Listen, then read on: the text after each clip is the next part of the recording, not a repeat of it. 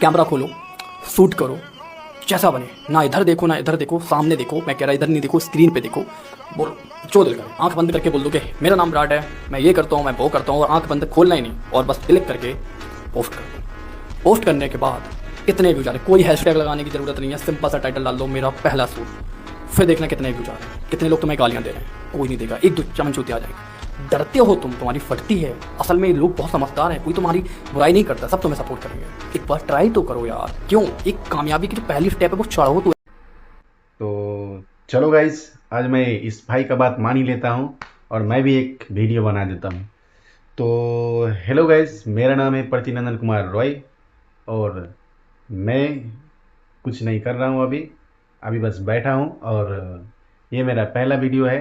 तो अच्छा लगे तो लाइक कमेंट शेयर ज़रूर करिएगा और सब्सक्राइब भी करिएगा। और इससे आगे क्या बोलूँ, तो जय श्री राम, जय हनुमान, जय।